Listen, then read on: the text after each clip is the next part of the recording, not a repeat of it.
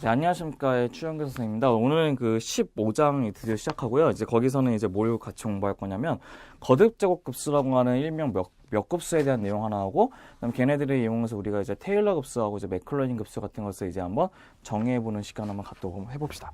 먼저 15장이 되고요. 이제 챕터 15장이 되고, 네, 챕터 15장이 되면서 걔네들의 제목은 이제 거듭제곱급수라고요. 거듭제곱급수.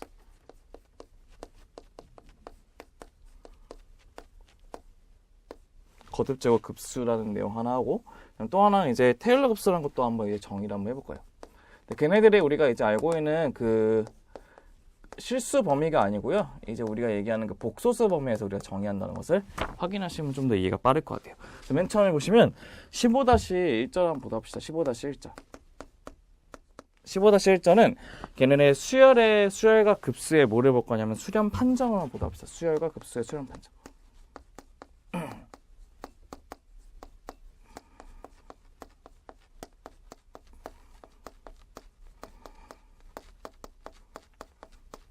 네, 이명은 바부터 한번 할게요. 그럼 첫 번째 뭐부터 볼 거냐면 그러면 이제 우리가 수열이 어떻게 한번 정의가 되는지 한번 확인해 보셔야 되는데요. 그럼 맨 처음에 별 1을 이제 수열의 한번 정의를 한번 보다 봅시다. 수열. 첫 번째는 이제 수열의 정의를 한번 볼게요. 수열의 한번.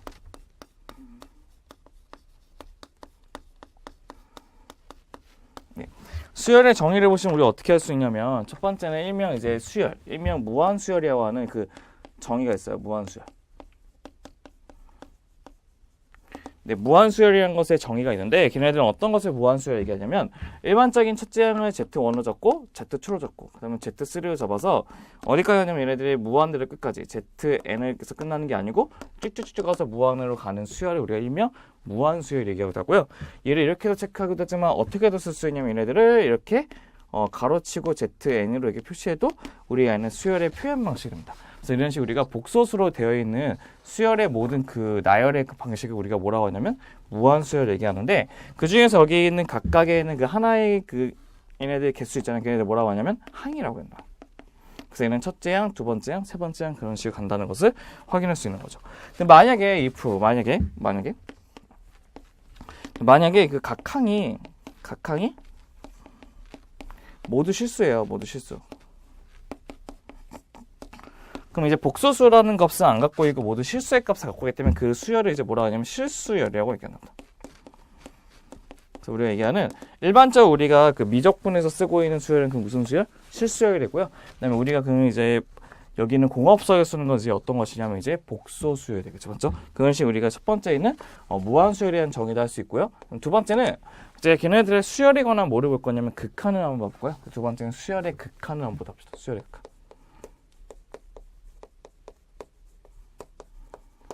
수열의 극한은 약간 좀 다른 게 무엇이냐면요. 실수열 같은 경우는 우리가 실수라고 하는 의미의 하나의 라인에서 봤잖아요. 얘 같은 경우는 이제 복소수이기 때문에 복소수는 실수축하고 허수축과 같이 있는 의미의 하나의 점이라는 것을 확인할 수 있는 거죠. 그래서 의미의 하나의 C라고 하는 중심을 기점을 했을 때 걔네들에 있는 여기 있는 뭐냐면 여기 있는 그 각가지의 거리가 최대한 작은 것을 확인하는 게 우리가 얘기하는 걔네들에 있는 수열의 극한의 특징입니다. 그래서 어떻게 하냐면 얘네들 쓸 때 임의의 입실론이 0보다 큰 것이 있고 거기에 관한 델타 n이 존재해서 0이 존재해서 우리가 어떻게 하냐면 존재해서 such that 그래서 어떻게 하냐면 zn 빼기 c의 값이 어떻게 하냐면 입실론보다 작다고 하는 것이 우리가 얘기하는 복소수에서의 수열의 극한을 정의하는 방식이고요. 이렇게 정의가 된다고 친다면 우리는 그 기호를 어떻게 쓰냐면 리미트 n이 무한대로 갔을 때 zn의 값이 뭐가 난다고 c라고 정의할 수 있다는 것을 확인할 수 있고 또는 zn이 c로 간다고 써도 상관없다는 겁니다. 중요한 건 이런 거는 우리가 하나의 문자로 가고 있기 때문에 발산이 아니고 무슨 경우? 수렴의 경우를 뜻하는 것도 확인하시면 된다는 겁니다. 얘네들이 첫 번째 갖고 있는 이제 수열의 극한에 대한 내용인데 한번 이그샘플을 보시면 이런 게 있어요. 이그샘플을 보시면 첫 번째 1번에 보시면 이런 거 있어요. 1번 보시면 n분의 i의 n제곱이 있대요. n분의 i의 n제곱이 한식이 있는데 걔네들을 한번 쓰게 되면 어떻게 되냐. 첫 번째는 뭐가 되냐면 첫 번째는 i가 될 것이고 2를 넣으면 2분의 마이너스 1 3을 넣으면 마이너스 3분의 i가 될 것이고 4를 넣으면 4분의 뭐가 되죠? 1 된다는 것을 확인할 수 있어요. 근데 밑에는 그 위에 값에 관계없이 밑에는 무수히 커지고 위에는 아무리 커봤자 i, 마이너스 2, 마이너스 i, 1로 되는 상수값이 되겠죠. 얘네들을 무수히 가게 되면 뭐가 되죠? 그렇죠. 0으로 갈 수밖에 없는 거죠. 수렴이 된다는 것도 확인할 수 있고요. 그 다음에 2번은 어떻게 되냐면 2번은 이런 게 있어요. 수열 중에 i의 n제곱 변수가 있대요.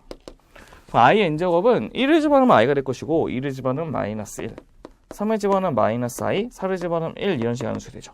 걔 같은 경우 이제 뭐가 되는 거냐면 발산이 된다는 것도 확인하시면 좀 더 쉽게 된다고 생각했어요. 그냥 왔다 갔다 하는 수열이니까요. 얘네들이 바로 우리가 수열의 정의에서 정의하는 어떤 것이냐면 수열의 극한이라는 내용입니다. 그럼 이제 우리가 첫 번째 있는 띄어람 보도 합시다. 첫 번째 있는 띄어람은 어떤 것을 볼 거냐면 이런 것을 한번 봐볼게요. 첫 번째 띄어람은 이제 실수부와 허수부의 수열을 한번 보도 합시다. 실수부와 허수부의 수열.